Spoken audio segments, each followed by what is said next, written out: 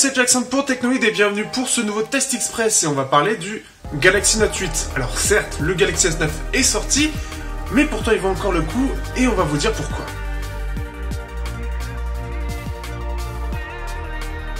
Au niveau de la fiche technique, on a droit à un Exynos 8895 avec soit plus graphique le Mali G71 MP20, 6 Go de RAM, 64 Go de stockage extensible, une batterie de 3300 mAh, un double capteur 12 mégapixels, l'un classique, l'autre en zoom x2, un écran AMOLED de 6.3 pouces en 2K, donc 1440 x 2967 pixels en AMOLED. On a bien sûr droit à de la charge rapide, du NFC, du Wi-Fi, de la 4G+, donc on est assez tranquille sur ce côté-là, tout est complet. On va pouvoir aussi avoir du Bluetooth 5.0, alors certes ce n'est pas encore présent sur les casques, mais c'est important de le noter. On a droit au support bien sûr Samsung DeX, et aujourd'hui on peut le retrouver aujourd'hui à peu près à un prix de environ entre 600 et 700 €, ce qui est très appréciable face au S9. En plus de ça, il est sorti maintenant sous Oreo, donc c'est plutôt agréable.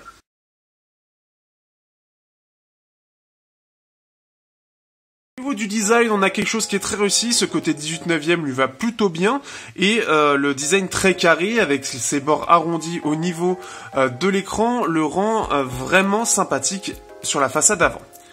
Au niveau des côtés, ce qu'il y a de bien, donc, c'est qu'on va avoir une prise en main qui va être vraiment bonne puisque les deux parties arrière et avant sont arrondies, donc une bonne prise en main.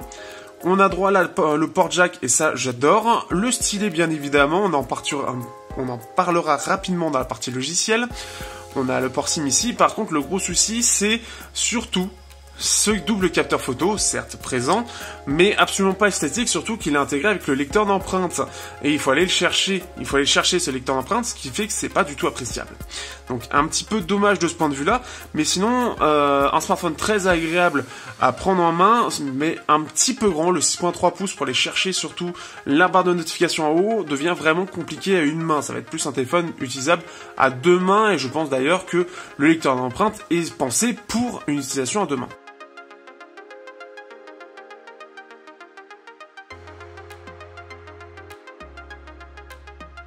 Au niveau de la surcouche, donc la Galaxy Samsung Experience 9.0 avec Android 8, puisque je l'ai reçu lors de la journée de la sortie de Oreo pour le Note 8, eh bien l'expérience a été plutôt bonne. Alors en soi, elle change pas forcément beaucoup par rapport à Nougat, mais elle est réussie. Il faut l'avouer, c'est plutôt bien optimisé, j'ai pas eu de soucis particuliers, il y avait juste un moment où il y avait une application qui était lente parfois à démarrer, mais globalement, avec les 6 Go de RAM, ça aide beaucoup. Donc pas de soucis de ce point de vue-là. Par rapport au stylet, donc il y a l'application PenUp. L'application PenUp est vraiment sympa, notamment avec le stylet justement, puisque on va permettre de, alors au-delà des notes, etc., qu'on peut même faire avec l'écran éteint, on peut faire des gifs, etc., ce qui est assez cool, parfois un peu gadget, mais le côté coloriage m'a vraiment plu, dans le sens où on va pouvoir faire des vrais dessins, on va en visualité absolument magnifiques, et on va pouvoir faire des coloriages, donc soit pour les enfants, ça peut être super bien, soit pour nous quand on veut s'occuper au travail, ce que je peux faire d'ailleurs, et que j'ai déjà posté sur Twitter. Donc là-dessus, pas de souci. Par contre, le point un peu moins bien, c'est sur la reconnaissance faciale. Alors sur l'S9 c'est un peu différent, mais pas forcément mieux. Mais je n'aime pas, alors déjà je suis pas forcément adepte de la reconnaissance faciale.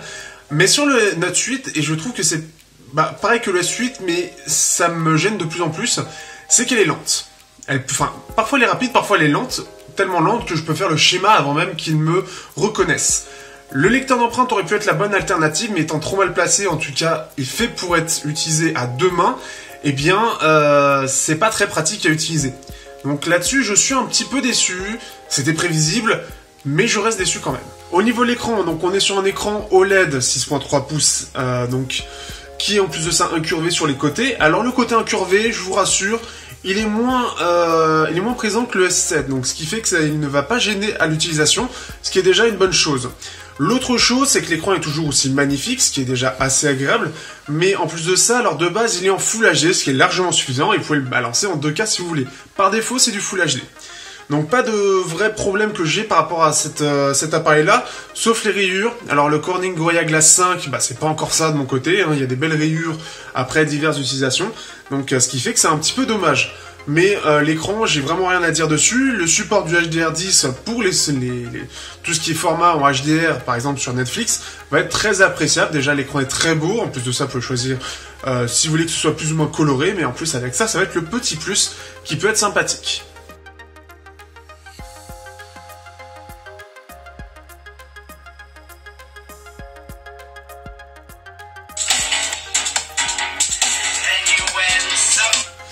Au niveau du haut-parleur, on est sur un simple haut-parleur et pas un double, ce qui est un petit peu dommage. Alors il faut savoir aussi qu'on a des intras AKG qui sont inclus comme le Suite, et je les avais plutôt bien appréciés, ces intras AKG, ils étaient plutôt corrects. Mais après ça vaut pas mes casettes. Au-delà de ça, le haut-parleur, donc il est plutôt bon, même si c'est un simple haut-parleur, il est bien équilibré, les basses sont assez présentes, et globalement c'est assez clair, donc bonne chose. On a un port jack. Merci Samsung de résister toujours à la tentation des autres constructeurs. Au-delà de ça, on a droit à une puce intégrée, un Cirrus Logic, alors milieu de gamme, ça va être un petit peu mieux qu'un Qualcomm haut de gamme, mais c'est pas du Meizu par exemple. Donc ça reste très correct, c'est appréciable, elle est un peu basseuse de base. Et au-delà de ça, ce qu'il y a aussi de bien, c'est que dans les réglages, au-delà d'avoir l'égaliseur, on a aussi un truc qui est très sympa, ça va être un espèce de réhausseur de fréquence selon votre oreille. Ça va analyser comment vous percevez les sons, et donc avec les écouteurs que vous avez bien évidemment, et ça va permettre d'avoir quelque chose qui va être plus relevé sur certaines fréquences et la rendre moins basseuse, plus aiguë, selon comment ça va être perçu par rapport à ce que vous entendez. Donc ça peut être appréciable pour certains. La photo et la vidéo, je vais faire simple. Je me suis éclaté. Vous pouvez aller regarder l'album, là je vous le conseille vraiment, je me suis vraiment éclaté avec l'appareil photo du Galaxy Note 8. Comme à chaque fois que j'ai un Galaxy, je m'éclate vraiment. Je le trouve supérieur, que ce soit à l'utilisation dans le rendu au Mate 10 Pro, qui est pourtant génial, mais pourtant, celui-là je m'éclate beaucoup plus avec les photos de nuit, de jour, enfin je trouve toujours le résultat vraiment très très bon. La différence avec ce Note 8, c'est l'apparition pour la première fois, et maintenant on l'a sur le S9 Plus, du double capteur photo. Il y en a un pour le zoom, et ce zoom est vraiment pas mal. Alors il est en ouverture 2.4, le capteur principal est toujours en 1.7, là où le S9 est en 1.5, et le résultat est toujours très convaincant. Si la lumière est trop basse, pour l'ouverture 2.4, ça fait trop peu de lumière, il va passer sur celui principal. Ça se voit pas forcément au premier coup d'œil, mais on va voir que le côté logiciel va être parfois un petit peu trop présent sur le lissage ou la gestion de la netteté. Mais j'ai adoré tout simplement, que ce soit en vidéo ou en photo, tout simplement ce Note 8. Et j'adore et je veux le garder.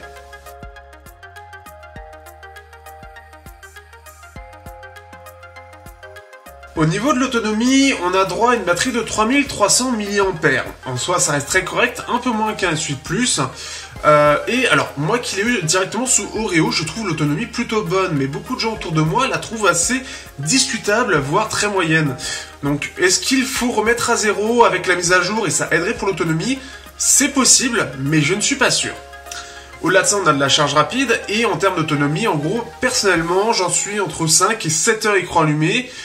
Quand il y a beaucoup de photos, ça va être forcément moins, mais j'étais assez agréablement surpris par l'autonomie, surtout que je fais beaucoup de jeux en plus de ça. Clash Royale, Hitman, c'est plutôt bon, mais comme je vous l'ai dit, autour de moi, c'est pas aussi sympathique. On tourne autour des 4 heures en général, donc je ne sais pas, est-ce qu'il faut le remettre à zéro? C'est surtout la question à poser. Au niveau de la partie performance, on a droit à un Exynos 8895 en Europe, donc c'est classique, en Cortex A73 modifié, donc 4 cœurs Mangouze M2, donc les cœurs haute performance, et 4 cœurs en Cortex A53 basse performance. Donc une performance qui est d'ailleurs excellente sur Geekbench, puisqu'on va atteindre les 6500 points, ce qui est un très bon score, et qui va permettre de concurrencer directement le Kirin 970. Sur la partie GPU, c'est extrêmement puissant, on a le droit à un Mali G71 MP20, donc c'est le plus performant qu'il y avait lors de la sortie. Maintenant on a les G72, et ce qui fait qu'en termes de performance, bien évidemment, tous les jeux vont tourner sans problème. En plus de ça, il chauffe peu, et donc ce qui fait que ça le rend agréable à l'utilisation. En fait, ça va chauffer moins que ça. Voilà, en gros. Voilà, c'était ma petite blague du jour. J'espère que vous aurez apprécié.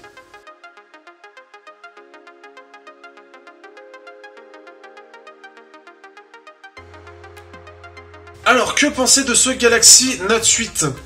Eh bien, je l'aime. Je l'aime beaucoup. Et je ne veux pas le rendre. Est-ce que c'est assez clair? En fait, oui, il a vraiment quasiment tout pour lui. Autant l'autonomie elle est discutable, moi j'en ai pas à me plaindre, mais je vais le mettre quand même. Ça a pas l'air forcément folichon pour tout le monde. L'autre chose, c'est la reconnaissance faciale. La reconnaissance faciale, elle n'est pas forcément très rapide selon ses envies ou selon les conditions de luminosité. Parfois, un schéma est plus rapide. Faire le schéma est plus rapide, c'est complètement con. Le lecteur d'empreinte, en plus de ça, il n'est pas forcément facile d'accès. Et je peux faire ça quand même avec un lecteur d'empreinte. Ce qui me manque, ça a l'air con comme ça, mais quand vous l'avez sur le bureau, quand vous le sortez de la poche, il est déjà déverrouillé, vous n'avez pas besoin de le mettre devant votre gueule pour qu'il se déverrouille. Ce que je trouve beaucoup plus appréciable, surtout que c'est plus fiable aussi, et plus sécurisé. Au-delà de ça, il a un port jack, et un port micro SD, et 64 Go, et 6 Go de RAM, et un processeur super puissant, et un superbe écran. Il a beaucoup de choses pour lui, et très peu de choses contre lui. C'est vraiment la reconnaissance faciale et l'autonomie qui en font des petits défauts, en fait. Mais ça reste vraiment des petits défauts par rapport à toutes les qualités. C'est un appareil qui est extrêmement polyvalent, qui excelle dans plusieurs domaines, et qui se casse la gueule que sur la partie sécurité, en fait. Enfin, le confort de la sécurité. Et ce qui en fait un appareil que j'adore et qui reste unique. Déjà parce que le Note 7 est manquant, donc il n'y a pas moins cher, ou alors c'est trop vieux. Et au-delà de ça, parce que le stylet, il n'est pas ailleurs, et c'est un vrai plus dans l'appareil. Ça le rend déjà unique sur le marché, et en plus de ça, ça lui donne un aspect supplémentaire qu'on ne peut pas avoir sur les autres appareils. Donc voilà, et surtout, bon, pour 600-700 € aujourd'hui, bah ça fait un excellent rapport qualité-prix, surtout face par exemple au S9 qui n'apporte pas grand-chose de plus en réalité, et face à tous les hauts de gamme de 2018 où bah, il n'a rien à envier à eux en fait. Sur ce, j'espère que vous aurez apprécié ce test, n'hésitez pas à le partager, et on se retrouve sur un prochain test, on verra lequel. Donc je vous dis à bientôt sur Technoid.